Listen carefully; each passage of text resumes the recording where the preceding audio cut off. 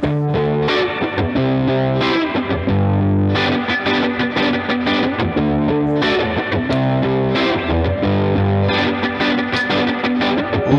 welcome into the Sausage Bowl Podcast, episode 7. I'm your host, Danny, as usual, and I'm joined by my co-host, Cosmo. Hello, everyone.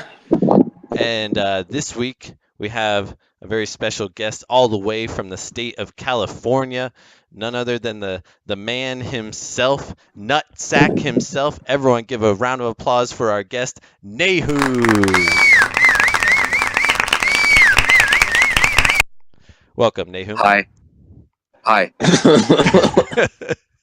How are you? I am good. How are you? Nahum has to keep his sentences short because with his very crappy Wi-Fi connection, he might go out of service all of a sudden. So he likes to get in what he has to say and get out. So thanks and for NASA's joining us. monitoring everything he's saying right now. So Oh yeah, so he has to keep it very clean. Yeah, right. All right. Well, how was y'all's weekends in fantasy? Cosmo, did you have a good weekend? I'm glad you asked, Danny, because if I'm not mistaken, there was a poll last week saying that I was going to lose to Taylor, and just to all those people that voted for me, you can kiss my ass, and yeah, that's all I got to say. Well, that's fantastic. Nahum, how about you? I had probably the worst weekend in fantasy that I could have possibly had. Nothing went right.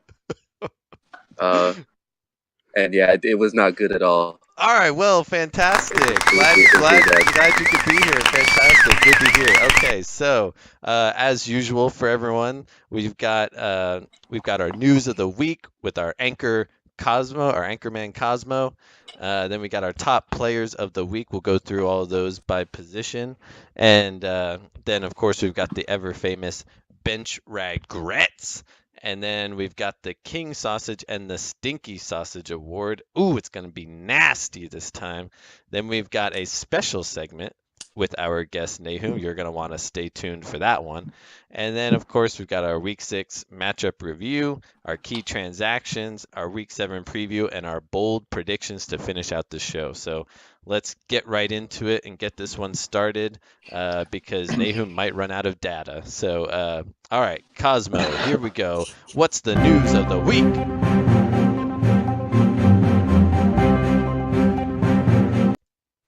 So we actually have some breaking headlines in addition to our injuries of the week. And the first big story of the week is Amari Cooper is on the trading block. Apparently, the Oakland Raiders are shopping away Amari Cooper. John Gruden, the genius that he is shopping him out. I think he's trying to get a first round pick. So Amari Cooper could be changing teams. So Danny, do you think Amari Cooper's had a terrible year so far? I mean, just for the record, Matthew Berry said Amari Cooper is going to have an amazing year. But that's just a side note. But yeah, he's been having a terrible year. He's sitting nice and cozy on the waiver wire right now. Do you think a possible trade could, boost his value, or do you think this is just noise? I don't know. This kind of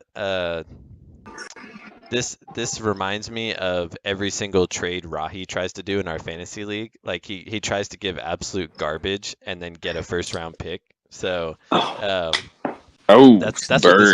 what this made me think of a little bit. But anyway, all that aside, I don't know. It's kind of interesting because Amari Cooper, he is an insanely good talent, but I finally found a trend on Amari Cooper, and every time he goes up against a good cornerback, he just disappears. But when he goes up against really crappy cornerbacks, he drops like 30 points on them. So I think there's a pattern of that, and I think he's just too inconsistent. And maybe he's worth stashing on your bench if you've got room. But until we see what situation he's traded to, I don't know if it's really worth it. And I don't think they're going to get a first round pick for him, so I don't know if he's going to be traded anytime soon. But it seems like John Gruden just likes to ship people out if they don't get along with him. So it's interesting there. Yeah, yeah, and even if he does get traded, he's going to have to learn a new offense, and he's going to have to get used to a new quarterback. So, I think I think you are best leaving Amari Cooper right, nice and cozy on the waiver wire. So, Yeah. that's a big news there. And then the second piece of news that we got, and I feel like this is something we've been talking about for the last 7 or 8 weeks. Well, what the heck is going on with Le'Veon Bell? A couple weeks ago, it was reported that he was going to report after the Week 7 bye, but as far as I know, he has not reported. He's still either at home or partying in Miami or on some boat somewhere. And yeah, I mean, there's still no resolution on what is going on. Danny, do you have any idea where Le'Veon Bell is at, and is he going to come back? Well, yeah. So this report came out a couple weeks ago that he's returning, after the week or on the Week 7 bye, and he's reporting for, uh, he's going to come back for Week 8 and on.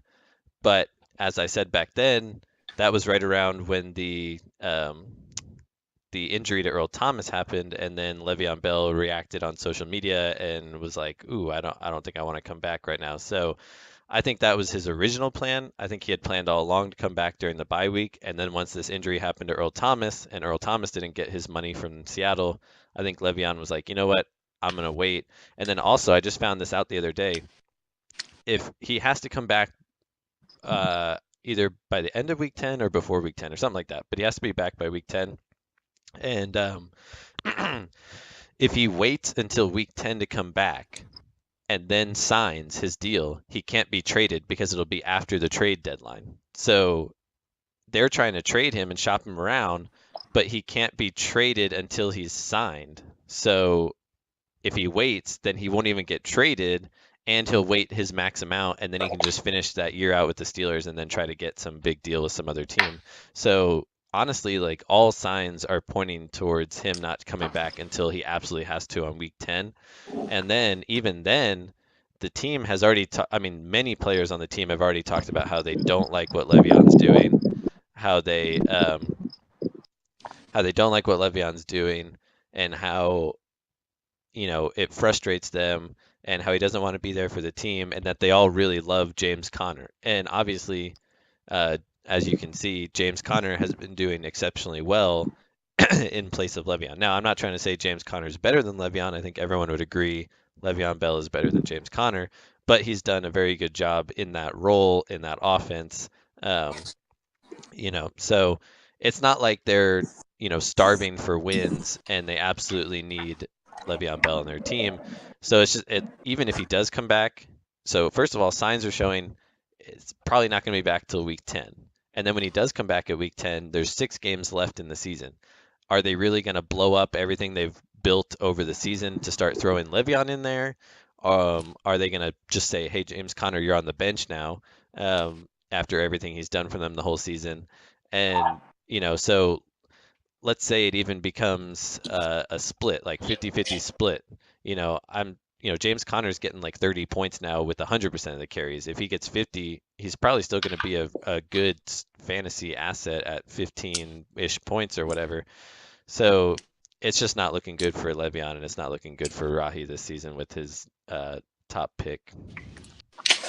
Yeah, it's not looking good, and I just really think that the upgrade from Le'Veon Bell from James Conner is worth what the $15 million extra they're going to be paying him. So, yeah, we will see what happens. We will be continuously monitoring the situation, but as the weeks go on, it looks even worse and worse for Le'Veon Bell and all of his owners. So we'll keep track on that. But let's go ahead and let's move on to the injuries of the week and just run by some of these. Amari Cooper left the game with a concussion this week.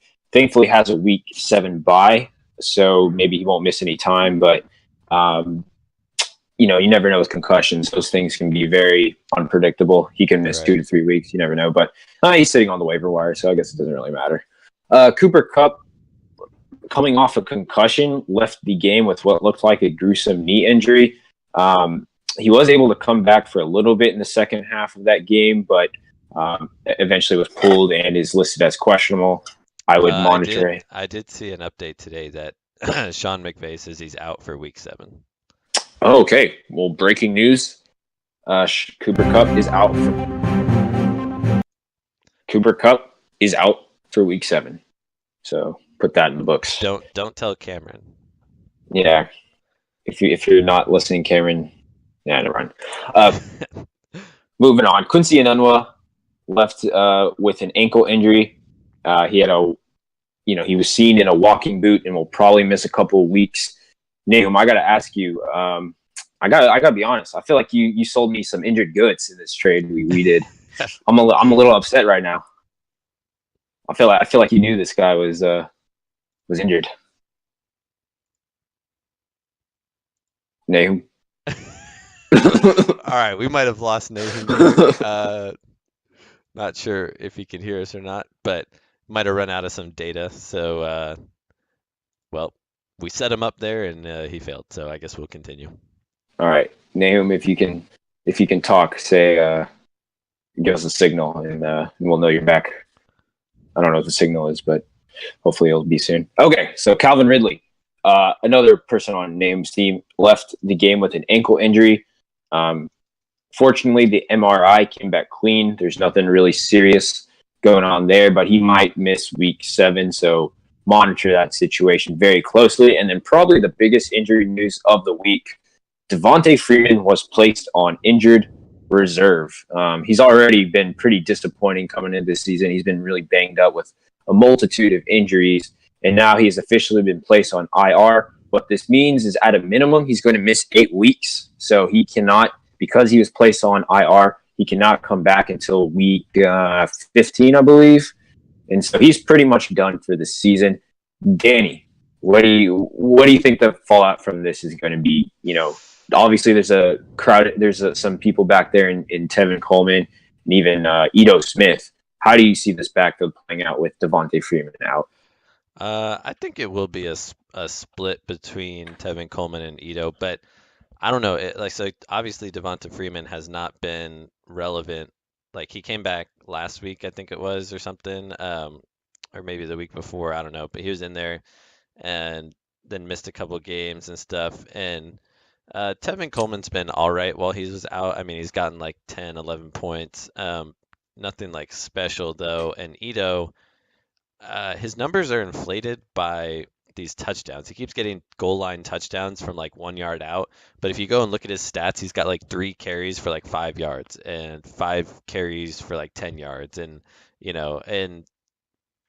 Coleman, while Freeman's been out and it's been Ito and Coleman, has gotten at least like 12 carries and then at least like 4 or 5 receptions in the passing game. So I think they're going to lean on Coleman more.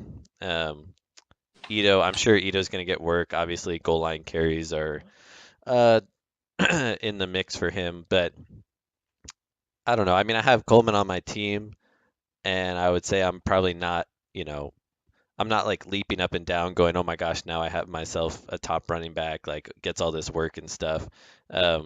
Just because it seems like you never know. I mean, I have Julio Jones on my team, and there's some weeks where he gets me like 6 points. So it just seems like with this Falcons offense, you never know who's really going to get the ball. And but I will say this, like Coleman is a really good running back talent. And I mean, earlier in the year when Freeman was out and it was all him against the Carolina Panthers, who have a really good run defense.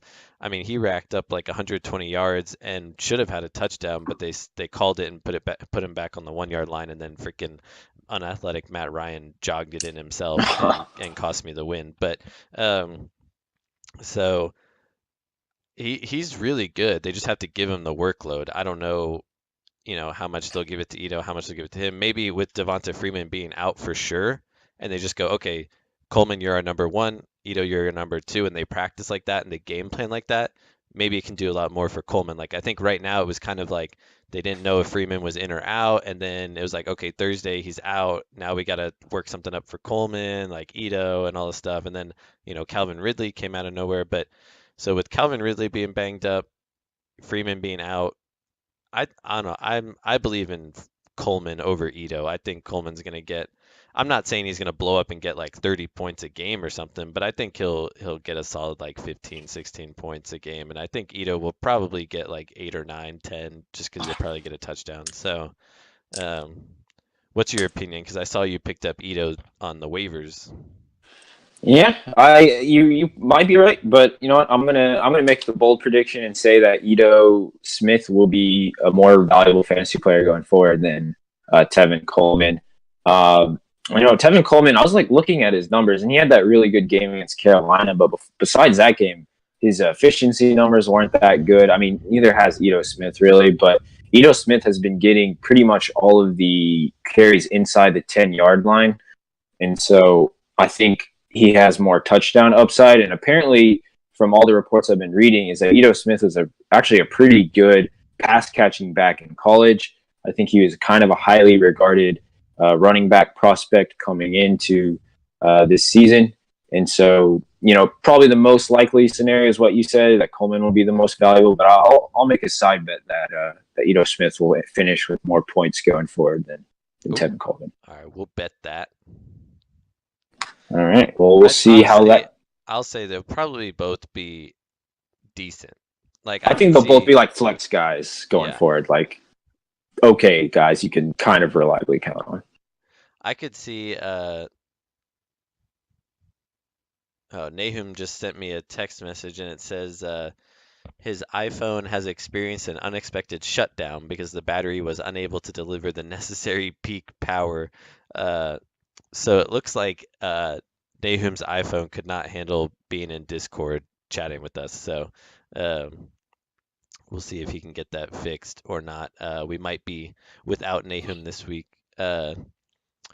But yeah, so I could see it where, honestly, I could see it where both of them score between 12 and 15 points. Like I could see Coleman getting a lot of receptions and maybe like a reception touchdown, and then Ito getting, like 50 yards and a touchdown or something. And so I think people need to know that they're not going to be blow up like 25, 35 point people, I'm pretty sure. But yeah, I think both of them have a chance, and we'll see what happens.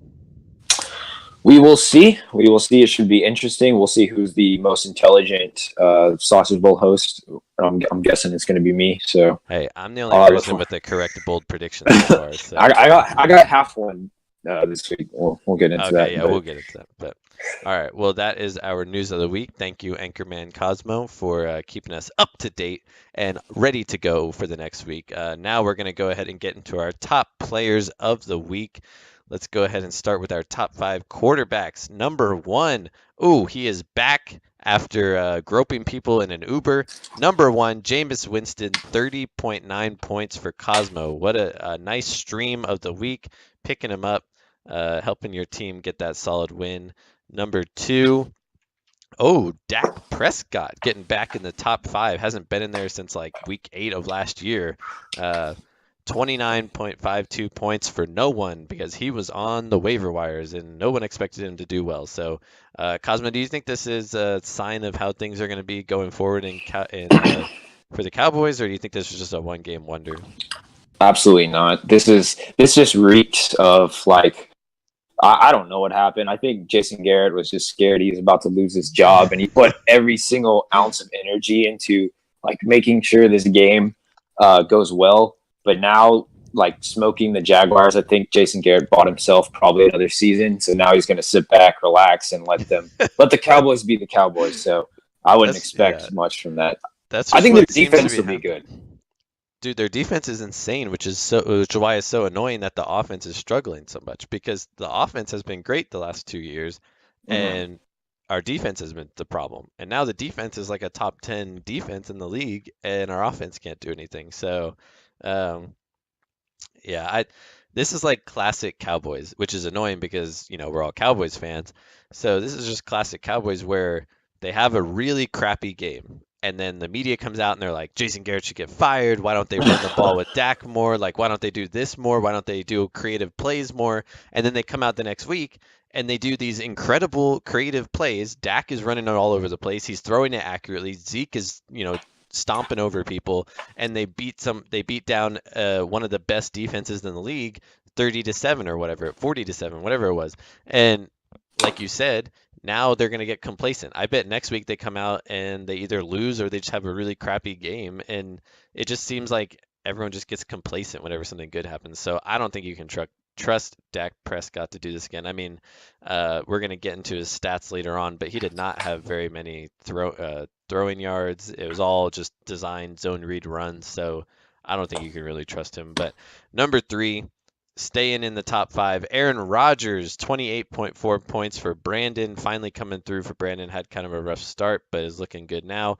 Number 4, Matt Ryan, 27.46 points for myself. He's been a great add to the team, and we'll have to see if he can stay in the Flames. And number 5, making himself relevant again, Mitch Trubisky, 27.34 points, his second time in the top 5 quarterbacks of the week. And he convinced Brandon because Brandon snatched him up.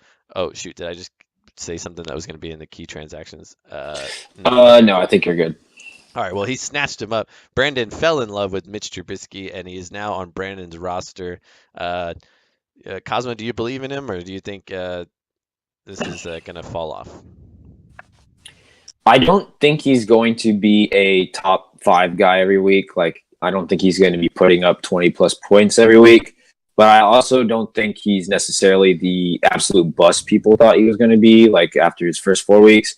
I mean, I think he's like an average quarterback that has like an assortment of great weapons, and I think he has a really good coach in with Matt Nagy that's like really designing that offense really well. So I think for the rest of the season he'll be like a borderline QB1, possible QB2.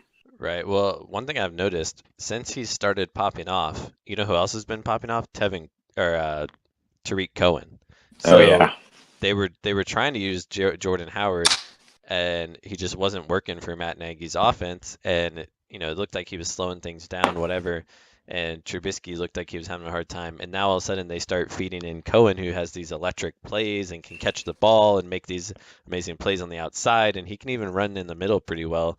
And then all of a sudden Mr. Trubisky starts throwing touchdowns left and right. Like, I don't know, there might be a correlation between that, and maybe Rahi's losing 2 running backs this season, Bell and Howard, so we'll have to keep up with that. But Cosmo, what are our top 5 running backs from last week?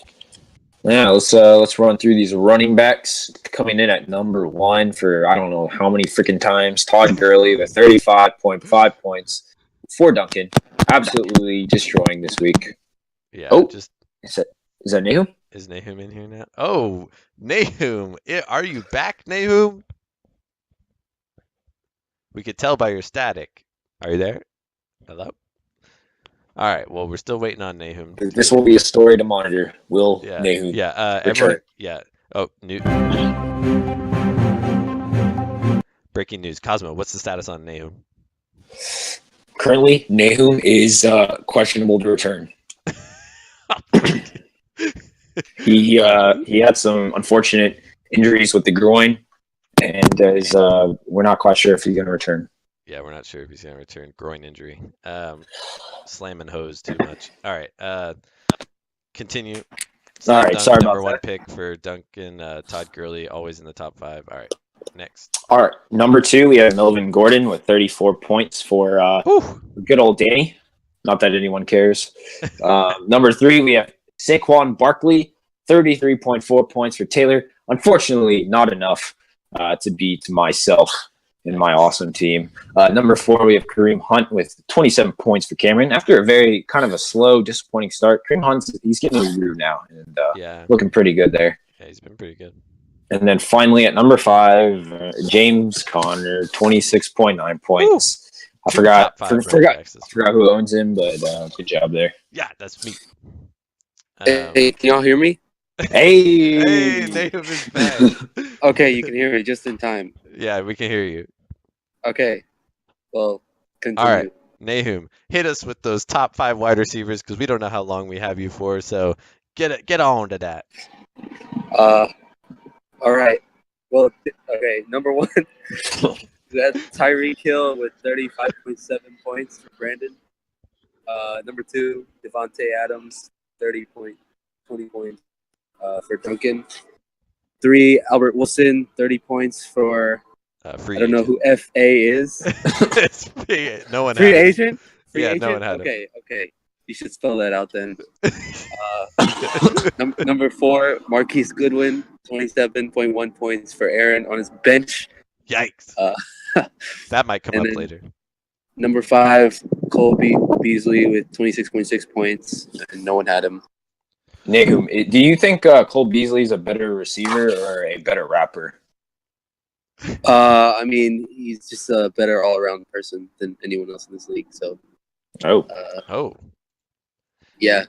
Also, And I don't know what do you mean by better rapper? Does he rap? Oh yeah, he has like some albums out. yeah, Apparently. he has some rap albums out. You should listen to him. Oh shit. Okay. Put it on your playlist. Yeah. Also, we want to know why you traded Quincy Enunwa to Cosmo because you knew he was going to get injured. You know how sometimes in like in the real NFL, like a player will get traded, and then like 2 days later that player will be injured, and then the other team will accuse them of like not disclosing medical information. I feel like that's what you did to me, Nahum. You traded me tainted meat. It was strategic, and you know what you gave me is not so good, anyways. So we both got shit at the end of the day. Okay, fair enough. Gosh. All right. Also, Nahum, do you believe in the Cowboys going forward? Yeah, I mean, did you not see that last game? Dak went off. Cole Beasley went off. You know, once we sign Dak, it's game over. Or not Dak, Dez. Okay, so what you're saying basically is Super Bowl this year, right? I mean, maybe. All right, we'll take that to the house. Nahum thinks the Cowboys are going to win the Super Bowl this year. All right, top 5 tight ends of the week. We've got, what the heck, number 1, Austin Hooper, 17.6 points, free agent at the time, but he was picked up by Wackshay, who loves to brag about Eric Ebron, but seems to want to pick up Austin Hooper as well because he loves to roster, 3 of every position. So, all right, number 2, David Njoku, 15 points for Cosmo, finally getting a touchdown. Is this a sign for good things to come? I don't know. We'll have to see. Number 3, Eric Ebron, 15 points for Akshay. Really good pickup ever since trading Zach Ertz. I really can't rag on that at all. He's been helping him a lot. We'll have to see how good he is once T.Y. Hilton and Jack Doyle return. Number 4, O.J. Howard, 14.2 points, free agent, who miraculously somehow recovered from his MCL sprain in a week and came back and had a great game. So if you're needing a tight end, maybe pick him up. I don't know. Cameron might be better than C.J. Uzomah. Yeah, I don't know. Does he want to injure O.J. Howard? I don't know. But number 5, Zach Ertz, 13.8 points. A solid. All right, let's mute that airplane going over Nahum's head. Am I right there? Okay. Number 5, Zach Ertz, 13.8 points for Danny. That's myself. Solid play from the tight end position. Let's check in on Nahum and see if that airplane is gone. Hey, Nahum, is that airplane gone yet? I mean, yeah, but it'll be back in like 10 minutes probably. That's okay. All right. Well, those are your top 5 players in each position of the week. Hopefully you can get some players in there and get some wins. Looking at you, Taylor. But all right, moving on to our favorite section, bench Ragrets. Ooh, let's see who our Ragrets of this week are. Number 1, Taylor, getting his 6th loss. Taylor with Mohamed Sanu, 11.6 points on his bench. Not too bad. Would he have won? No. So probably would not have helped him at all. Number 2, we'll save this one for last. Number 2, Akshay. Devin Funches at 15.9 points and Russell Wilson at 20.88 points. Unfortunately, I think there was absolutely no hope for him. Because he still got crushed by Duncan, right, Cosmo? Yeah, Duncan had a freaking monster day, scoring 161 points. Akshay could have configured the perfect lineup and even added an extra person onto his team, and he still would have lost. So, Dang. Can't kick yourself on that one, Akshay. Yeah, can't kick yourself except like every decision you've made this season. But all right, Boom. Zing. Aaron. I was a little late on that, but all right, Aaron. Bench Ragret, Marquise Goodwin getting 27.1 points coming out of nowhere. He's just, been injured, been out, not that great, and all of a sudden goes up against Green Bay and just drops 27.1 points with CJ Beathard. You think this is something he can count on going forward, or is it just going to be another problem for Aaron? I'm intrigued because I think CJ Beathard has actually looked pretty good. He's been pretty good up until this point. I feel like last year too, like he wasn't great by any means, but he like held his own. And so I think Beathard could be like a replacement level quarterback. I think he can be good enough to where Marquise Goodwin can survive as like a wide receiver 3. He's like a deep threat guy, so I think he's going to have some games where he just completely lays a goose egg and doesn't really score any, kind of like a Deshaun Jackson. But I think he'll have his big games in there here and there. Right. And next, Bench Ragrets, Brandon. Not much he could do this week. Just went up against an unstoppable force this week in my team and was not able to pull it out, but still scored 115 points. It's nothing he could do for Bench Ragrets, but not a bad showing for Brandon's team. Just things aren't looking too great with some of his players getting out and stuff, but I was actually really scared for that. I thought he was going to just dominate me. But anyway, our last Bench Ragret, the man, the myth, the legend, Nahum. Bench Ragret taking that L. On his bench, he had D.D. Westbrook with 11.3 points and Alex Collins with 17.4 points. Now, Nahum, I have to ask you, did someone advise you to play Wendell Smallwood over Alex Collins this week? Yeah, and that someone is actually here with us right now. Danny really? told you to play Alex Collins? Seriously? Danny, are you serious? And I know why Cosmo did it. It's because he wanted to jump ahead of me in the rankings. And if I had played Alex Collins, I'd still be ahead of Danny or Cosmo. I would have lost the matchup still against Rocky, but I would have been above Cosmo. Hey man, that was his plan. So he figured all this out and then gave you that advice. Yep. And I cannot confirm or deny that. Jeez.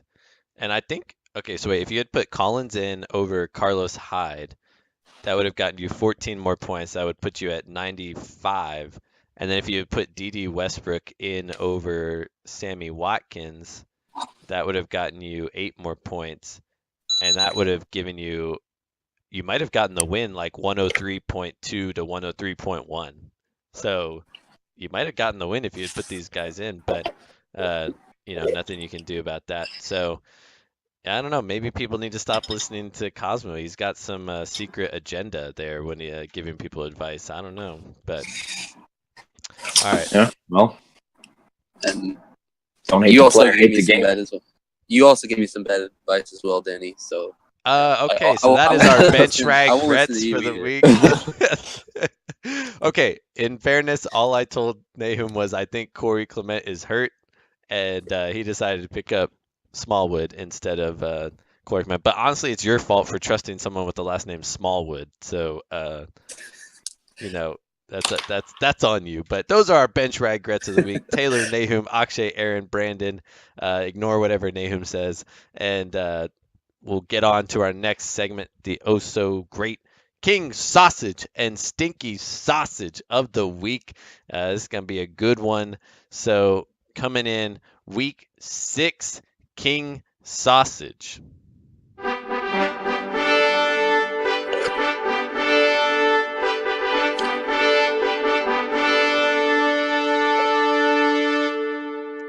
It was me again, King Sausage, with my nips. Oh, scoring that juicy 163.86 points.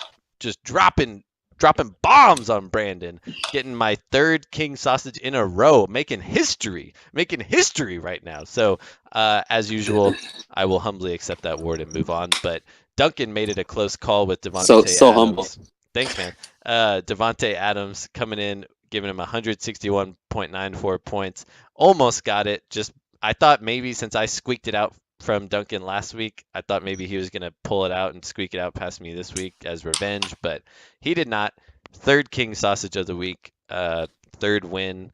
So I will humbly accept that award and move on. On to the Stinky Sausage of the week. And this week's Stinky Sausage has a little bit of nutsack rubbed into it. So this week's Pause. Stinky Sausage, hit us with it, Cosmo. Stinky Sausage for week 6 is the man himself, Nutsack Nahum. Yikes! Name Ooh. nutsack, Stinky Sausage, rubbing his nuts all over that Stinky Sausage, getting that Pause. 81 points. Pause. Hello? All right. Don't know what Nahum's saying. But anyway, scoring that 81 points, lowest of the league this week. Was there anyone close to him? No, he was just all alone. The next highest was 93 by Akshay. All alone by himself down at the bottom. Stinky Sausage rubbing his nutsack all over it. Oh, man. I got a question.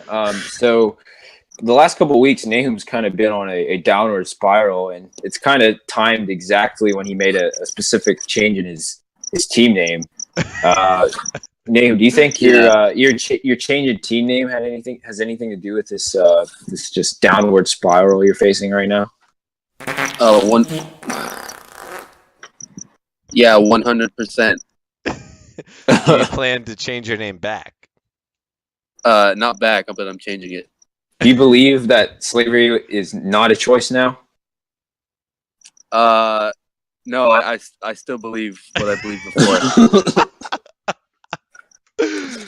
All right, moving on. Also, another reason why I'm changing my name is because you never seem to say it right, Danny. So I'm reading it right now. It's slavery was not a choice. I'm reading it off the screen. That's not my name. What is it? What's your name then? You can read. I said slavery was not a choice. I'm reading it right now. Oh my. Okay, whatever. Just forget it. Hey, I said it once, so you should be thankful for that. But anyway. I have it recorded too, ready to send to the interwebs whenever. Good. All right. That's our King Sausage, Stinky Sausage of the week. Danny, third week in a row, King Sausage.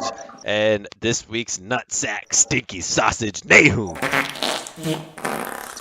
Okay, well now we're gonna move on into our next segment. Is gonna be a juicy one. So, if you guys recall, we had Brandon Ramsey on the show. We had Akshay's election tournament.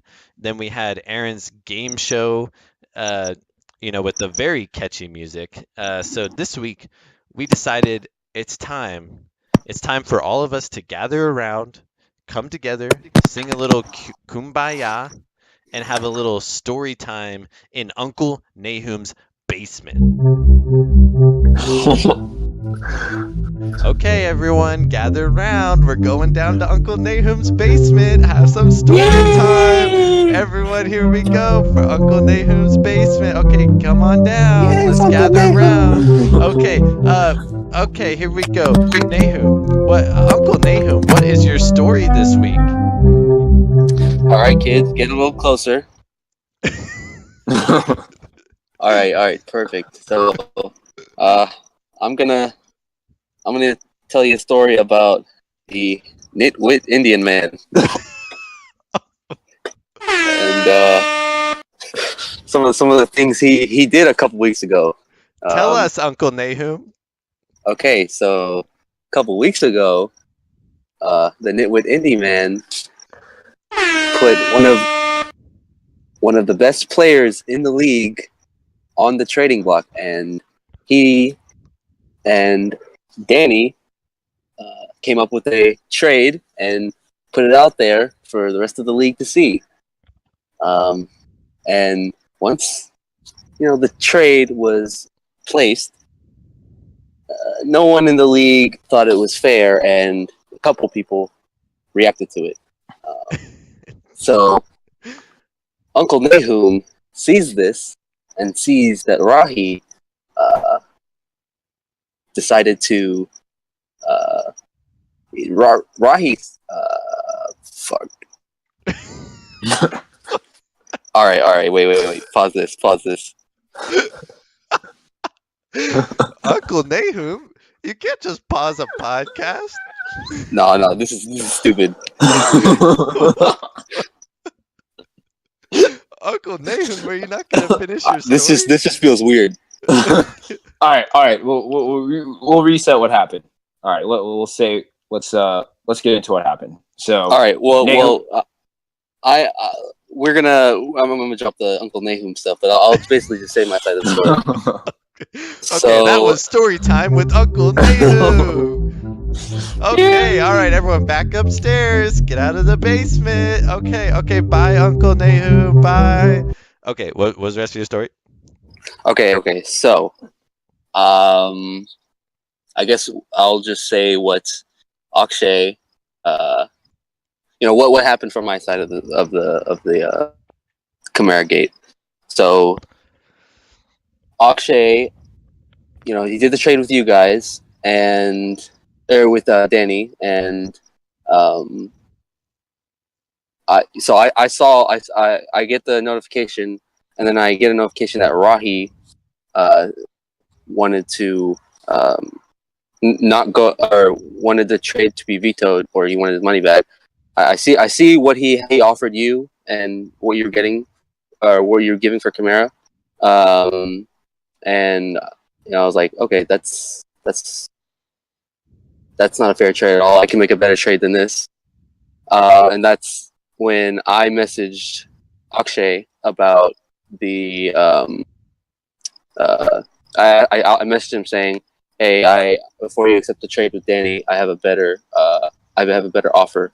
And he's like, hit me. And once he said hit me, that's when I went to go message or put on the group chat that this is mimicking what Rahi said. I want my money back if this trade actually goes through. And my initial offer to Akshay was Des Bryant and OBJ for Chimera. And okay, hold up a second. Hold up. You said you had a better offer, and you offered him Des Bryant, who's not even on a team and has no prospects of being on a team. He did he there was a chance for him to be signed to Dallas. But he tweeted out and said, "There's a chance I'll be on a team soon," and you took that and offered it for Chimera. Well, him and OBJ, but that was just my initial offer. I knew what I would eventually go to, what would be the max I would offer for Chimera, and so I just started out with that, see how he would react, and then he was like, he actually was cool with it at first. He was like, I sent him an article that was basically saying why you should pick up Des Bryant, and why you should pick him up this week and play him. And he was like, okay, well, the more I look into this, the more I like this trade deal. Oh my god. And a little bit back and forth, and he was looking at other articles that said that gave him more information on it, and so he ended up not being cool with that deal. And then we got to a point where we were like, all right, Carlos Hyde and Calvin Ridley for Chimera. And while this is happening, I messaged a couple people. I think I just messaged Junkin. I was like, hey, did you see that trade deal with Danny? You should veto that. And I don't know if he did, but I definitely vetoed it. And so okay, let me get something straight. So I don't even remember what the deal between Akshay and I was, but it had James Conner, Aaron Jones, and I think it had a third person in it. It was Jordy Nelson. Yeah, Jordy Nelson, Aaron Jones, and James Conner for Alvin Kamara. So James Conner is the number 4 running back on the season right now. And at that time, it was leaked that, he might, Le'Veon Bell might return for the bye week, which at that point was 4 weeks away. And as we've seen now, it's not even true, or it hasn't happened, and James Conner's still rolling. So I was offering the number 4 running back, which, sure, yes, a little bit limited time maybe on him. I don't know. And then I was offering Aaron Jones, who has the potential to blow up and be a top running back, and Jordy Nelson, who's been a solid wide receiver for 4 or 5 weeks now, for Chimera. and you're saying that was unfair compared to Carlos Hyde, Calvin Ridley for Kamara. Well, I'm not the one saying that. Akshay liked my deal better than your deal, and we eventually, that's the deal we agreed on that Monday night. He's like, okay, cool, Kamara for Calvin Ridley and Carlos Hyde, and we both agreed on that. And then we were like, okay, we'll wait till the next morning so it doesn't look sketchy that we're doing it now. And so we're like, okay, sounds good. So yeah, I'm not saying my deal is better than yours, but Well, Akshay. I would have vetoed that like ASAP, and I would have gotten other Okay. people to veto that. Well, I think I asked Duncan about that, and he's like, oh well, it's a more fair trade deal, so he thought it was more fair. I was messaging him because he told me that, hey, why the hell did you pick up Des Bryant? That's a terrible deal. That's a terrible idea. And yeah, but so anyways, the next morning comes by and Akshay messages me. He's like, hey, I have a counter for your I have a counter to your offer. Let's add Des Bryant to that deal. And I'm like, what counter? We agreed on something last night. Why do you need the counter now? Classic Akshay. And before I could even respond to his text message, let me pull up and read to you guys what he sent me. Oh, damn. Pulling out the receipts. Yeah, let me pull this up. So he messaged me, here's a counter for your offer. And then before I could even reply, he sends me a message that says, well, Cosmo said he's down for the offer I sent him, but I'm not going to respond until Nahum and Rahi responds back to me. And like I see this, I'm like, I'm trying to understand like who is like, this is obviously not direct to me because he's saying my name, and I realize like he accidentally sent this message to me. He's supposed to send it to someone else, so I screenshotted it and sent it to Cosmo, and I'm like, he's doing deals with me, Rahi, you, and apparently a fourth person, and he can't even keep track of who he's texting. And I at this point, I was just like, I asked him, who are you supposed to send that to? And in the back of my mind, I'm like, this whole trade talking is done now. Nothing's gonna happen from this. He's doing a bidding war. I'm just gonna let him go with whoever else he's talking with. Later, when I heard him on the podcast, I found out he was supposed to send that to you, Danny. I guess because he was getting some advice from you. But he lied a couple times on the podcast. One thing he said was that he told me to veto the trade and to rally people against it, but that was just what I. Did we lose Nahum again? Dang. Right in the middle That's of the climax of the story. Dude, I was so ready to hear the end of that. Can you hear me? Yeah, Oh, yeah, okay, we're back. All right, we're back. Well, maybe not. Me. Damn. Oh my god. Well, can you hear me? damn. Okay. Yeah. I think we're back. All right. All right. So where was I? So bidding war, and then you heard him on the You podcast. said that he said that he texted you to rally the troops to veto it, but I think you were saying that you did it on your own initiative. Is that yeah. I mean, he never told me to veto the trade or to even like tell other people to veto the trade. I just did that on my own. So he lied there, and he also lied by saying I wasn't giving him a good deal. Like if I wasn't giving him a good deal, why would he say, okay, this sounds good, we'll propose the trade tomorrow? So your side of the story is that there was no collusion there was no mastermind plot, and then you colluding with him to get rid of the other trade it was just you tried to offer him something quote unquote better, and then and he accepted, said he was all good with it, but then changed his mind and went back on his word. Yeah, exactly. I mean, he was not like the mastermind of what happened. He just was doing things his own way. I was doing things based on my agenda, and events played out the way they did. It wasn't him, pulling the puppet strings.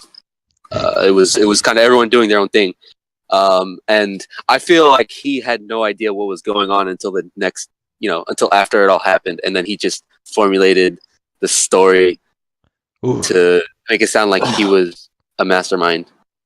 You know what? I think I have an idea for what needs to happen, Cosmo. What is that, Danny? I think we need to go to the Sausage Bowl court and get Akshay and get Nahum in here, and we need to go to the Sausage Bowl court. Yeah, Duncan will head it as president, so he'll be the he'll be the decision maker, and we'll figure out the truth here.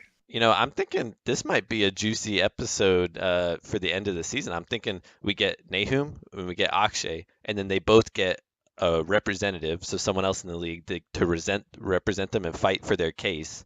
And then we'll say, since Duncan's in law school, it'll be unfair if he's on one of their teams. So we'll say Duncan is the judge. And so Duncan's the judge, he's the president, he's the judge, and he'll make his case, and we'll have to go to Sausage Bowl court. I think we need to do that. I mean, sure. I have text message proof.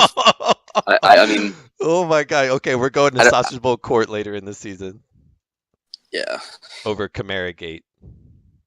Man, what a controversy this is. This is worse than like Deflategate. Honestly, this is man, what a controversy. All right, I think this is what I'll say. I think none of the offers, except for what Cosmos ended up being at the end, were fair deals for Camara on the outside. Like, none of them were really, if you're looking at it, if you really know what you're doing, none of those were fair deals. And I'm not saying what I offered was a fair deal, but I'm just saying Akshay liked it better than your deal. All right, well, yeah. So I think what we're saying here is the root of the issue was Akshay. So we'll have to see what happens later on in the Sausage Bowl court, but it looks like we're going to court. So Nahum, figure out who you want to be your representative from the Sausage Bowl league.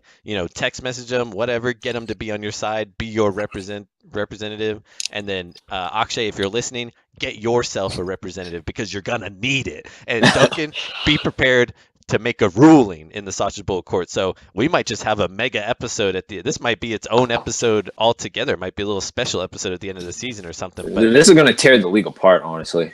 Dude, we're going to find out just how strong we are at the end of this. But all right, well, that was story time with Uncle Nahum. That's right. I snuck it back in there, whatever. Oh, he is back with Uncle Nahum.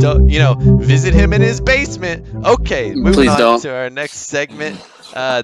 Moving into the Week 6 matchup review. This week, we've got a successful Keeping Up with Matt segment. So, Cosmo, why don't you lead us in with the first ever Keeping Up with Matt segment of the Week 6 matchup review? I'm very excited to get into this segment because for the longest time, Matthew Berry has made millions and millions of dollars on what? Doing what? What does he do to deserve all this money and all these Twitter followers? He makes these baseless projections, these horrible predictions, and somehow he's a millionaire and me and you are struggling to not be homeless. Don't forget. It grinds my gears that this guy. Forget. He said Bilal Powell is going to have a monster season last season. Don't forget that. He's the one who inspired my Isaiah Crowell pick in the 3rd round last year. He said this year that Amari Cooper was going to have a monster year. So that's just some of the bold predictions this guy's made throughout the years. But this segment here, we're just going to go and kind of highlight the key hits from his articles and his podcasts and just really expose this guy for who he really is. And that's an expert just like me and Danny, making 0 predictions right, except he's getting Except for one. except he's getting paid millions to do it, and me and you are paying money to do it. So Wait, so if he's gotten none correct and I have one bold prediction correct, should I be like a billionaire? no, I didn't At least say a millionaire. Yeah, Yeah, at least I mean, I a feel like you league. should at least be on his level. I mean, what does he have that you don't have? So you're saying I should be able to buy our own cruise ship right now and have a Sausage Bowl League cruise? Yeah, that's exactly what I'm saying. Yeah. Yeah. Let's get into it. Let's get into some of his expert predictions from week 6, just to see how much of a fraud this guy is. So let's go into one of his hated projections. And so one of his hates this week was David Njoku. He said that David Njoku, he was going against the Chargers, going to have a tough matchup, was going to have a dud week. Danny, what did David Njoku end up doing? David Njoku got 15 points and got his first touchdown of the season. He jumped over that defender and just snagged it out of the air. He mossed him, dude. So, Matthew Berry, you were wrong. Yeah, and David Njoku ended up being the second highest tight end scorer. So if you listen to his advice, which I didn't listen to his advice, I benched Njoku on my own, but I'm still going to blame it on him anyways. Yeah, Matthew Berry was wrong on that call, but that doesn't even come close to these next two. These next two, oh my god, I can't get over this. So coming in here, another he had in his love-hate column, he does this little he'll have these guys where he'll state his top loves, and then he'll have this additional notes section where he'll kind of list off some guys he really likes. And one of those guys that he liked a lot, he said that this guy had a juicy matchup against the Colts. He was primed for a bounce back week, and that guy was Quincy Enunwa. And Danny, or actually Nahum, can you tell me what Quincy Enunwa did this week? He got an ankle injury. Yeah, and he actually scored less than 0 points. So he had negative 0.6 points. So if you listened to Matthew Berry and you started Quincy Enunwa in your lineup, not only would you have gotten a guy who didn't give you any points, but you would have started a guy that would have actively hurt your roster by going negative. So another win there for Matthew Berry. And then finally, oh God, Danny. Oh God. Man, we make some bad predictions all the time.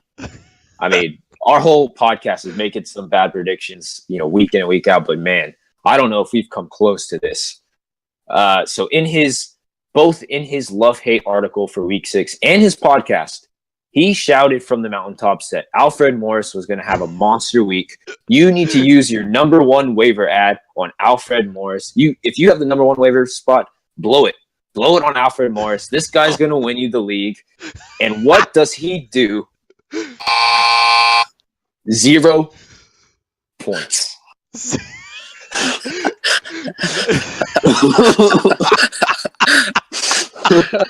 Not only 0 points, he played 1 snap. It was this random third string running back getting all these plays.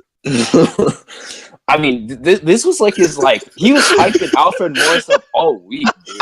This was his prime prediction of the week. He was excited to tell all of us how great Alfred Morris was going to do this week, and not only did he not do good, he didn't score a single point.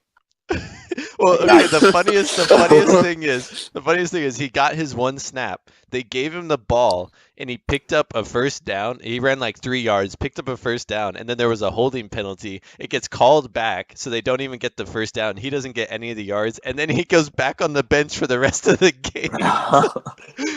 I mean, they literally started, I think his name is Raheem Mostert or something like that, and apparently he was a surfer before he joined the 49ers. Yeah, so they literally put a guy who was surfing 2 years ago ahead of Alfred, ahead of the guy that Matthew Berry said you should blow your number 1 waiver on. So yeah, that's our keeping up with Matt segment. I'm sure we'll have a lot of golden nuggets throughout the weeks. But yeah, I mean, maybe this guy's getting. Yeah, I don't understand. I heard a funny story. Someone needed Alfred Morris to score 1 point for them to win their matchup. They needed Alfred Morris to score 1 point to win their matchup. And their league format gives you a point for every first down you get. So he wasn't getting in the game. This guy's like freaking out. He gets in the game, gets the first down. He goes, "Yes, there's my point. I win." And then it gets called back on the holding penalty, and he goes back to 0, and he gets benched the rest of the game. So Oh my that God. guy lost. But yeah, Matthew Berry. Uh, I do not understand how you keep your job, but if people are questioning who they should start each week, we recommend going and listening to Matthew Berry's podcast and his love hate article and just doing the complete opposite. So if you have any questions, just use that method. But thank you, Yeah. Cosmo, for updating us on Matthew Berry and how accurate he is. So let's go ahead and finally, an hour into the podcast, get into our Week 6 matchup review. We'll probably just have to blow through this real quick. Let's go ahead and start with our guest, Nahum. Slavery was a choice going against Curry There you Jizz. go. That's his name. Don't hate me. Nahum going against Rahi in their Week 6 matchup. I believe at this time Nahum was 4-1 and Rahi was 3-2. So pretty close matchup, both at the top of the rankings. Nahum was actually projected 110 over Rahi's 108. But unfortunately, it was just a very crappy nutsack stinky sausage week for Nahum, and he scored 81 points and lost to Rahi's 103. And somehow Rahi just keeps climbing out these victories, even though his team is looking like a lot of trash. So, Cosmo, what'd you take away from this matchup? Yeah, obviously, terrible decision to play Wendell Smallwood. I mean, I don't know why the heck you did that. Alex Collins was right there on your bench, and I mean, clearly the superior player. So, I mean, I think just all failure on all levels in that result in regard. But no, in all honesty, I think your team is still solid. I think you just really got hurt by the fact that Drew Brees and Michael Thomas are on your buys. I think we've seen the last couple of weeks some of the worst performances of the week have been the teams that have been hurt worse by the bye. So I don't think this is necessarily a trend. I think you'll bounce back next week when Daddy Breeze comes back. Looking on a Rahi's team, Rahi still somehow seems to scrape by another win. I boldly predicted, I don't know if it was bold, but I predicted that he was going to be the worst team the next couple weeks until Le'Veon comes back, who at this point, who knows if he's coming back. But yeah, I mean, good performances there by Cam Newton and Steven Gostkowski, really carrying his team there. 22 points from a kicker. Yeah, I think Rahi can survive long enough to get some of his players healthy. He's going to get David Johnson pretty soon, which we'll get into later. And I think his team is on the rise. So that's my takeaway. Nahum, how did this L feel? I mean, I went into that game knowing I would lose, so it wasn't that big of a deal. But I just didn't think I'd lose, or I'd score the least amount of points in the whole league. That's what hurt. Yeah, so it's not ever good getting that nasty, stinky nutsack sausage. But yeah, all right. Yeah, well, my sausage had a nutsack on it, so that didn't look good.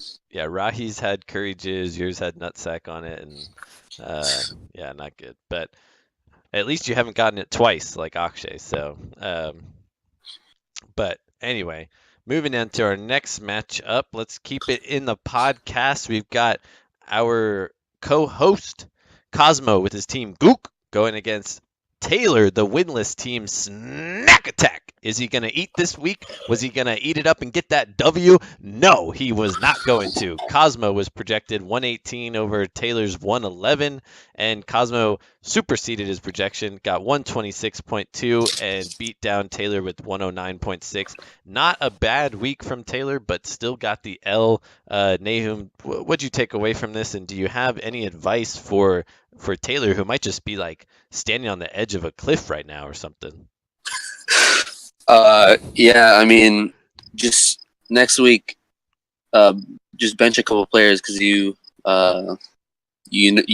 probably lose anyway. So just might as well make sure that I definitely win. So, I Okay, mean, that'd be my advice to Taylor. Sound advice from Uncle Nahum. But okay, all right, Cosmo, what'd you take away from this juicy win? On Taylor's side, Taylor literally is like the New York Giants. He has Saquon Barkley on his team, and that's literally the only player he has on his team. Like, Saquon is carrying the load. He is carrying the whole team on his back, and unfortunately, one player is just not enough, like we've seen with the Giants. So, unfortunately, even with one of the best performances of the week, with Saquon scoring 33.4 points, the rest of his team just crapped it up and got him a loss there. Yeah, I mean, George Kittle's might be injured. Marshawn Lynch injury is not looking too good. So, and with Marlon Mack coming back, Naheem Hines didn't really do much. So, not a great outlook for Taylor currently. Maybe he can make a trade and spread out his team a little bit more. But Yeah, and one quick thing too on my team. I think my team has been on a roll lately, but one area of weakness I am hurting in is my wide receiver 2.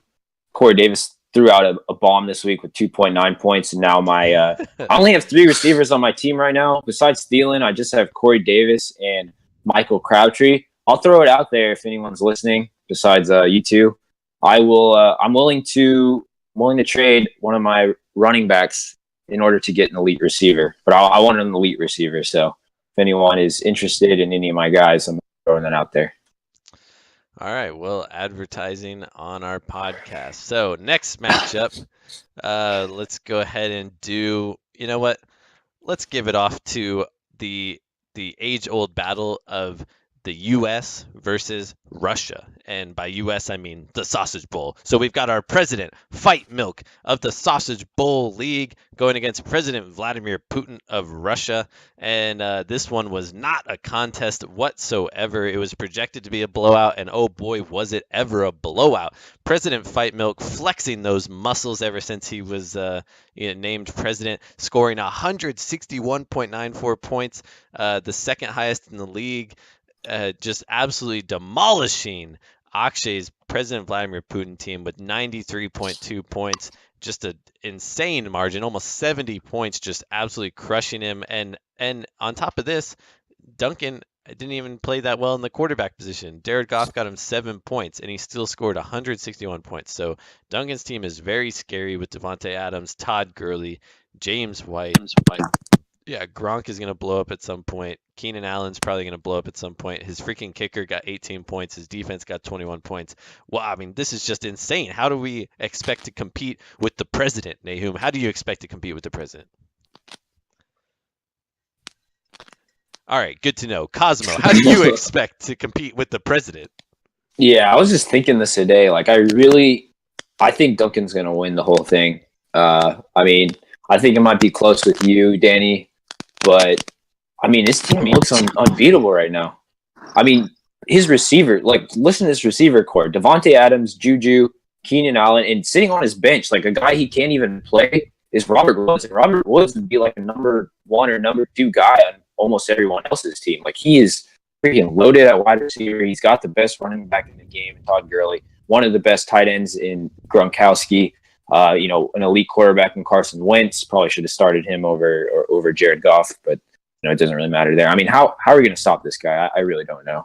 I don't know. So, like, you mentioned my team, but the thing with my team is now I've got this question mark of Connor versus Le'Veon Bell, and so I could have a pretty big hole. Like, I mean, Connor's been scoring a lot of points for my team, so I could have a pretty big hole to fill, and Duncan just looks like he has no holes. I mean, he's got Carson Wentz and Jared Goff, who, Jared Goff didn't play this week, but played too well this week, but those are 2 pretty good quarterbacks to switch off of. And then, like you said, he's got a solid wide receiver core. He's got the best running back in the game who's constantly in the top 3 each week. And Gronk, who has yet to have like a monster game. So once he does all that, and then he has Keenan Allen on his team, who Akshay just not smart traded away for Adrian Peterson, and decided to trade away a top 5 wide receiver in Keenan Allen, who had just had a couple down weeks. Not very smart choice. But now Duncan has him to put in his flex, and Robert Woods, lots of depth. Julian Edelman. I mean, Duncan's team is just looking unstoppable, and our president is looking strong as ever. Moving on to Akshay's side, nice game for Emmanuel Sanders, but that's pretty much it. Yeah. Adrian Peterson, not good. David Johnson had a down week, and so he decided, rightfully, as Akshay usually does when someone has a down week, he trades him away the next week, and so got rid of a top tier running back right there. And yeah, not a good showing from anyone else on his team really.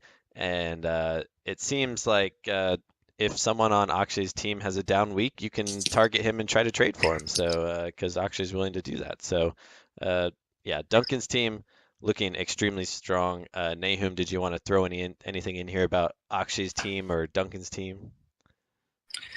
Yeah, Akshay's bench looks like it did better than his starting lineup just by glancing at it.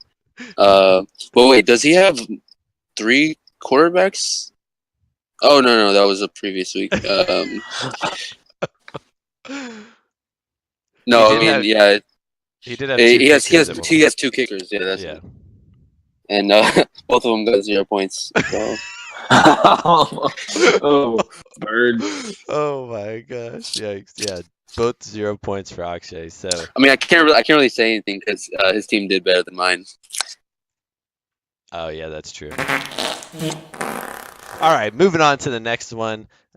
We've got Jimmy Garoppolo versus anything but last. Cameron's team racking up another win after going 0-2, just on a crazy win streak right now.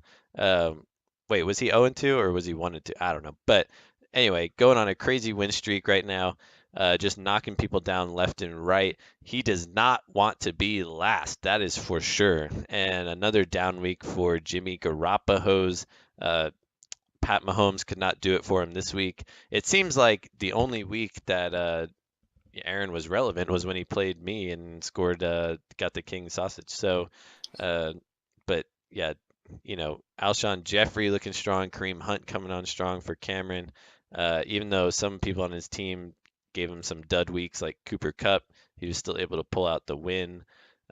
Cosmo, what do you take away from this? Do you think Cameron's team is a contender?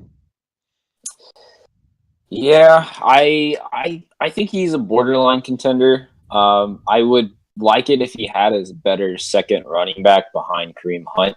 I think that Lamar Miller. I just don't believe in Lamar Miller. I think he's just like he's going to get a lot of carries, but he's going to have a lot of games where he runs the ball like 15 times and gets like 40 yards and scores like 6 or 7 points. I mean, I think he's just kind of old and not that great. And the Houston has just like one of the worst O lines, so he doesn't have a lot of room to run. So I really wish he did have a better second running back. Matt Breida's pretty interesting, but I just don't know. I still don't really trust that offense.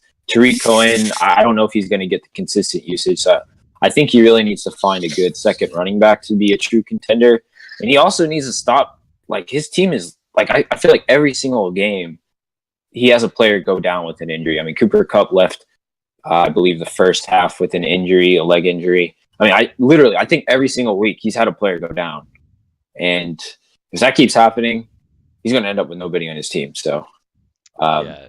he needs some better luck with the injuries, but I could see him get there. Like he's definitely in the mix, but I definitely think he's a step below like Duncan's team and your team. I think he's got a little bit of ways to go. Nahum, do you think we are starting to see the true Aaron form, or is this just a little bit of a glitch in Aaron's season and he'll bounce back?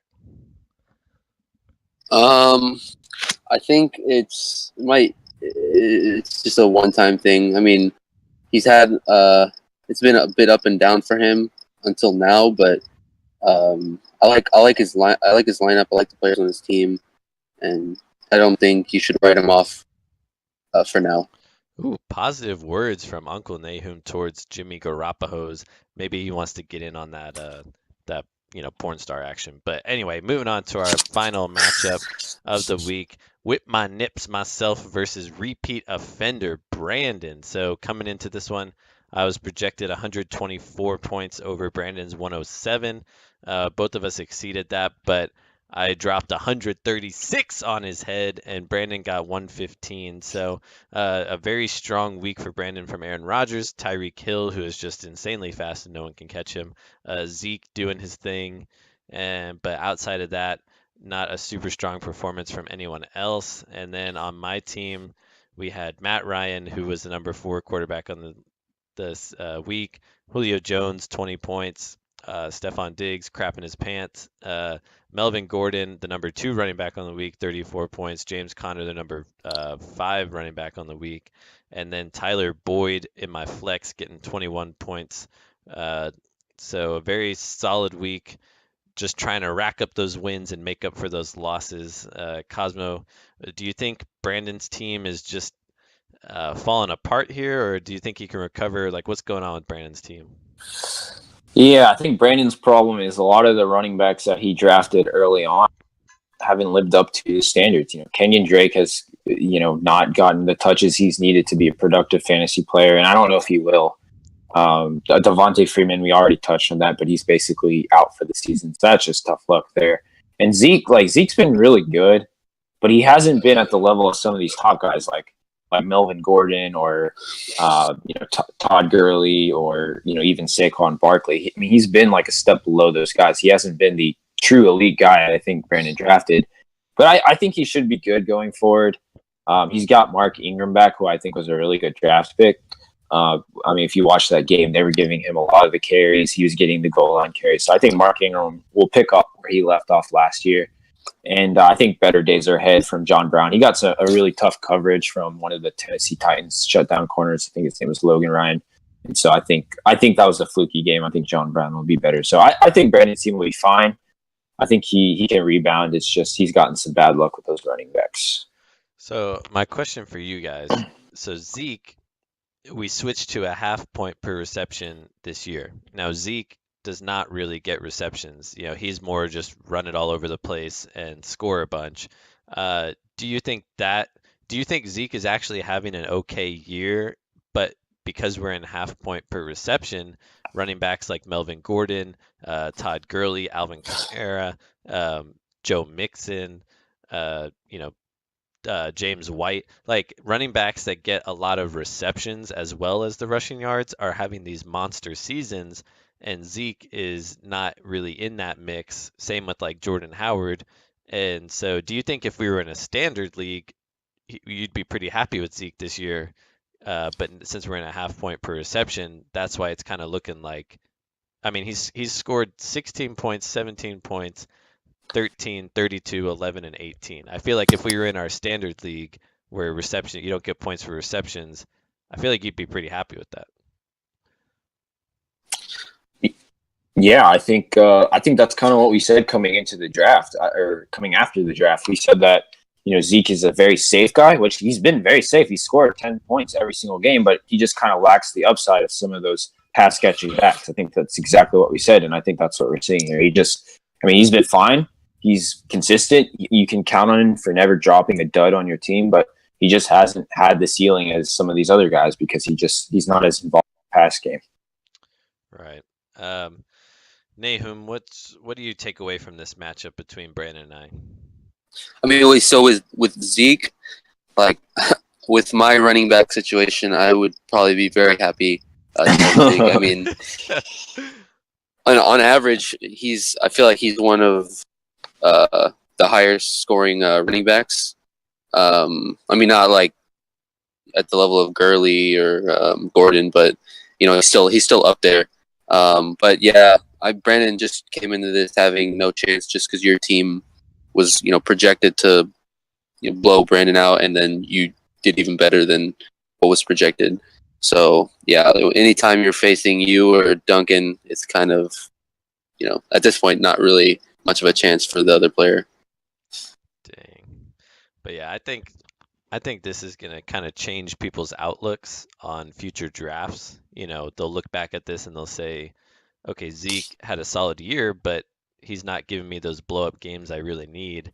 And I think it might push running backs I got Melvin Gordon with the 10th pick in the first round. I think next year, after, this year, I think he'd be going in like the top 5 in our league. So, it's kind of interesting seeing everyone realize what half point per reception does for the scoring, and it could change a lot of things in the future. But all right, well, that was our week 6 recap. our biggest surprises of the week. We'll just go through these real quick. I was very surprised that two teams were able to score over 160 points, and this isn't me trying to like toot my own horn or anything. Even if someone else did this, hey, don't call me out. But even if someone else did this, I'd be surprised because it's like usually one person has like a huge blow up week and everyone else is kind of around the middle, and then someone has a down week, like Nahum this week. And but this Nice. week we had 260 scoring, and it just kind of shows how much more NFL teams are scoring this year, and what the half point per reception does, and it's just kind of crazy that two teams were able to score that high this week. Yeah, it's crazy. The offense is definitely going up here. But on my wrong call of the week, or biggest surprise, yeah, mine is telling Nahum to play Wendell Smallwood over Alex Collins. I'll top to it. That was a bad call. Thank you. Specifically, I was wrong on Alex Collins. I really didn't think he was like going to get the goal line carries. Like the coach said he wasn't going to give it to him. I mean, he fumbled like 6 times in the last like 10 games. I just really didn't expect him to get all those touchdowns. And, lo and behold, they gave him 2 goal line carries, 2 touchdowns, and it was vastly better than Wendell Smallwood. So I was definitely wrong on that. So is but this, not yes, as wrong, not as wrong as saying that Alfred Morris was going to. So isn't this like the second time that you've advised someone to start someone over someone else? I just said someone a lot, and you were wrong both times. I don't remember the second one. I thought you told someone to play a certain quarterback or something like that. Oh yeah.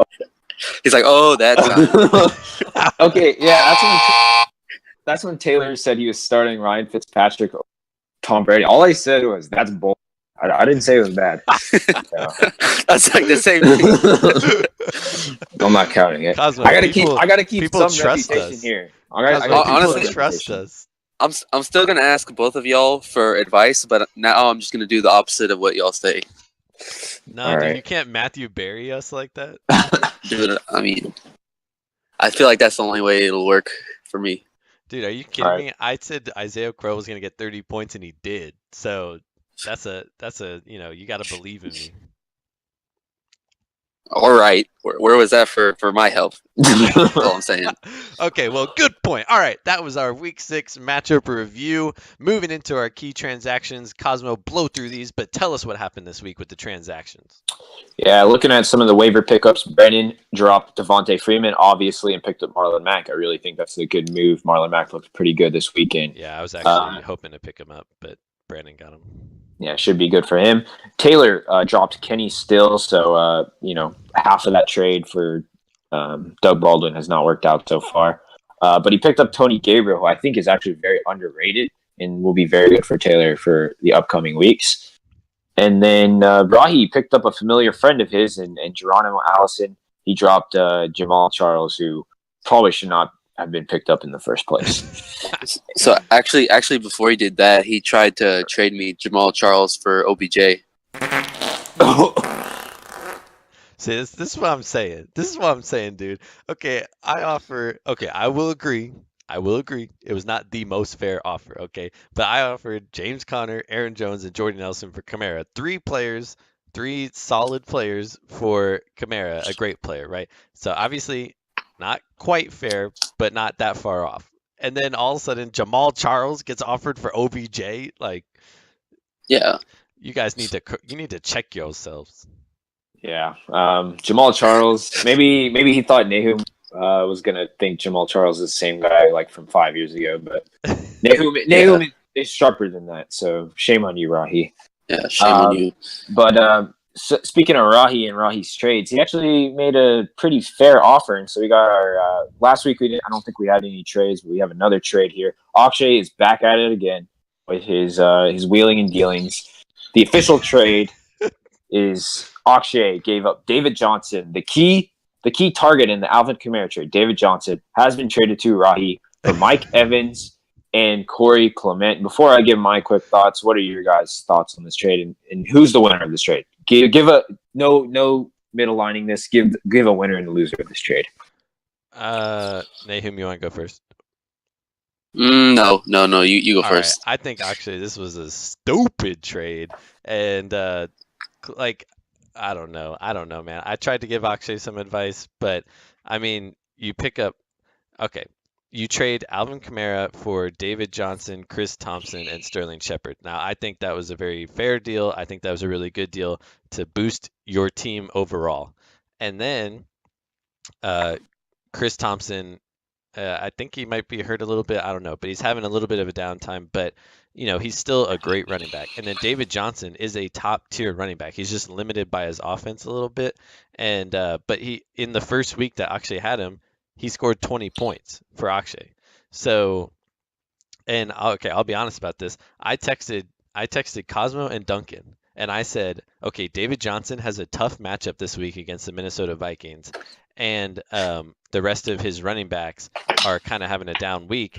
I texted them and I said, if I think I said I had like a couple of people I wanted to trade. I said if they have good weeks and David Johnson has a down week against the Minnesota Vikings, I'm going after David Johnson with Akshay because I know Akshay is going to trade him.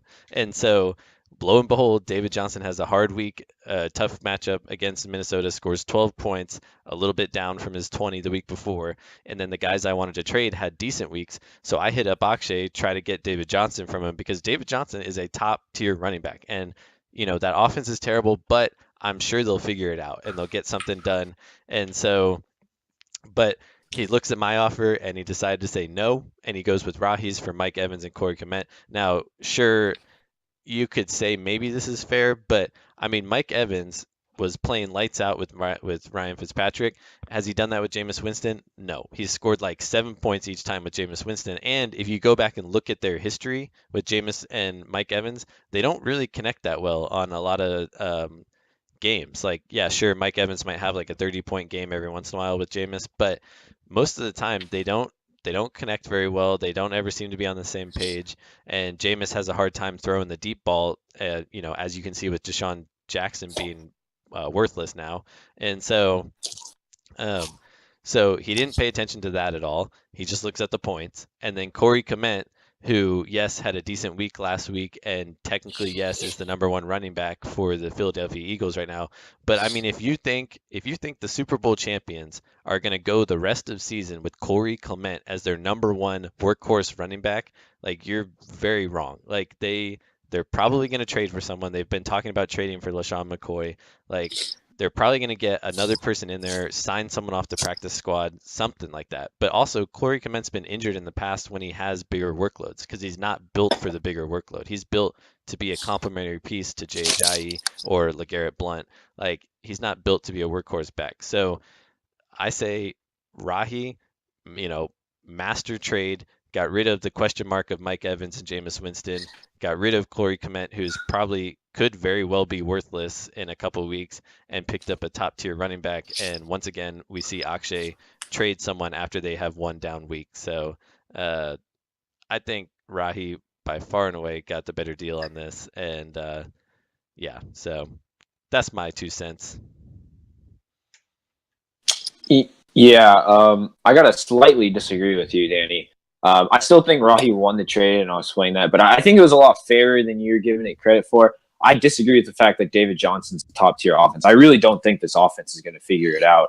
I mean, I've watched a couple of these Cardinals games, and this offense is one of the most uninspired, anemic offenses I've ever seen. I really don't think they're going to figure it out. They don't know how to use David Johnson. I think he'll still be like a solid RB2 because of how much volume he's getting, but he's not even, I don't think he's sniffing those top tier guys. So I don't think David Johnson's that great.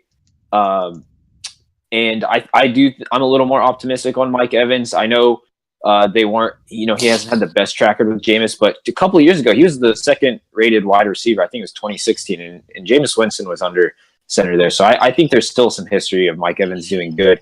And I kind of like Corey Clement. I think he's talented. Obviously not a guy you want to rely on, but I think he has some value. So I don't think it's a horrible trade on Akshay's part in terms of the actual value.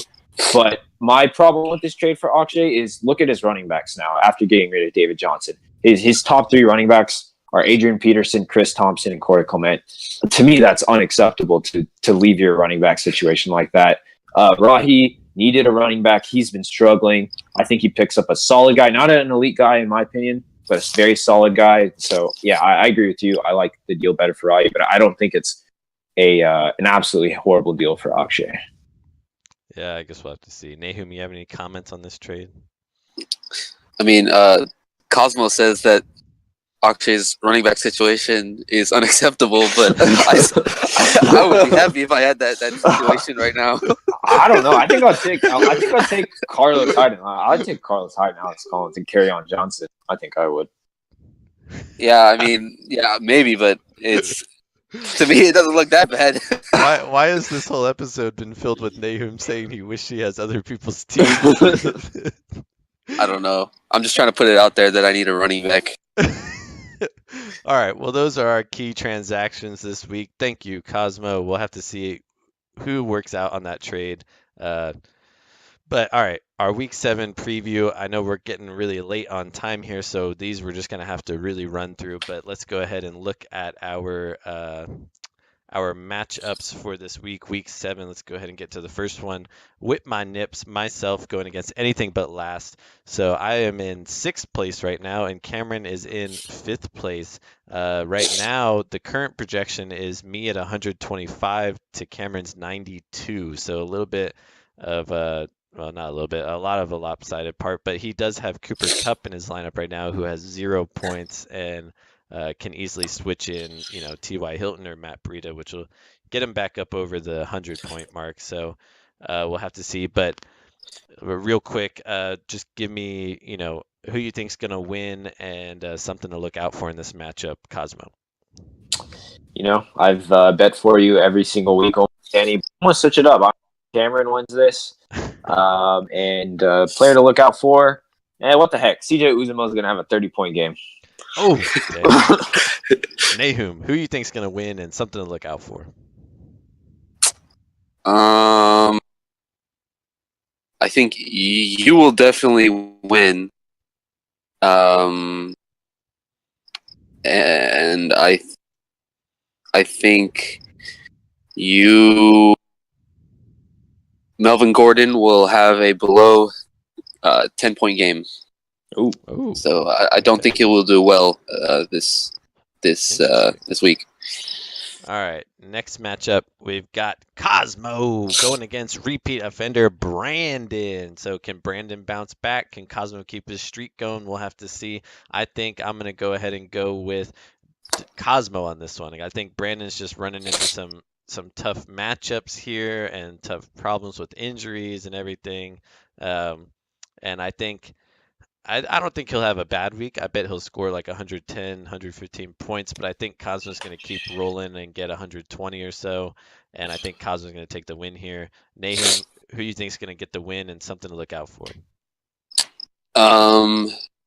Yeah, I'm going to have to go with Cosmo on this one, and something to look out for. I think James Winston, I think is this like his 3rd game back after. Yeah. Third game back to that bye week. I think he will, continue off his strong week 6 performance, and he'll have another, pretty good performance. Nice. All right, famous 2 votes. Jameis. 2 votes for Cosmo, and we'll see if he can keep his streak going and move to 5-2 after not starting so hot. But all right, next matchup. Keeping it in the podcast, slavery was not a choice with Nahum, 3rd place, 4-2, going against Snack Attack Taylor, 0-6, 10th place. Is this the week that Taylor gets his first win, Cosmo? Nope. Oh, there you have it. This is something like you have to see it before you believe it. I just I'm kind of rooting for the 13th season now. Like I want to see it. So I'm couple that Nahum's getting his daddies back in Drew Brees and Michael Thomas. I'm gonna pick Nahum. Yeah, I think I'm gonna have to roll with Nahum on this one as well. Nothing against Taylor. I think he's got the team where he can get the win. It's just things keep getting in his way. But with Marshawn Lynch on bye, Tyler Lockett on bye, he's having to trust Mohamed Sanu, and then he'll have to trust some other running back like Naeem Hines or Dion Lewis. So not a great week for him in terms of buys and stuff. And maybe Taylor decides he wants to make history and go 0-13. I don't know. So we'll have to see. But I'm going to go with Nahum on this one to bounce back and get to 5-2. And we'll have to see what Nahum says if he loses to Taylor. But all right, next matchup, we've got President Vladimir Putin Akshay, 9th place, 2-4, going against Curry Jizz Rahi in 4th place at 4-2. The projection is almost equal at 103. Nahum, who do you think is going to take the win and something to look out for in this matchup?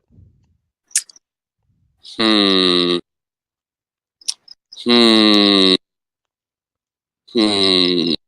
don't know. I don't know.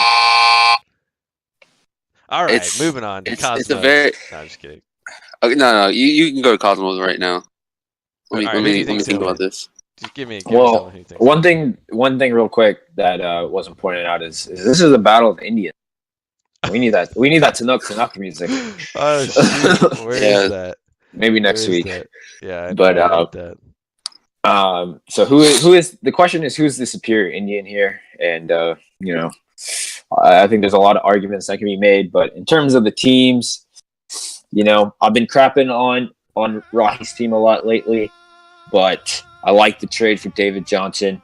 I think Jordan Howard's going to bounce back. I don't know how I feel about him long term, but I think he's going to bounce back, and I just really am worried about Akshay's running backs now, so I'm going to pick Rahi. Nice. All right, Nahum, who do you think is going to win this week in the battle of the Indians? I'll probably go with Rahi on this one. It's I don't know his like Cosmo said, Akshay's running backs are not great. I mean, even comparing to Rahi's running backs, even though I would say Akshay's running backs are decent, relative to my team. I think you're being too hard on your. Yeah, you know what?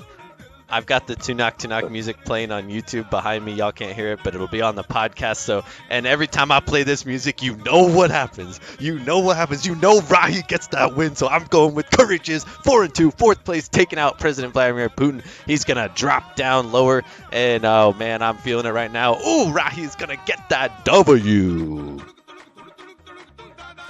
All right, moving on to our final matchup. We've got none other than our very strong, very wise President Fight Milk of the Sausage Bowl League, 5-1, 1st place, just flexing on everybody, going against Jimmy Garoppolo's Aaron, 2-4 in 8th place. Duncan is a 64% favorite with 123 over Aaron's 107. His team is just looking absolutely strong. Nahum, who do you think is going to get the win and something to look out for?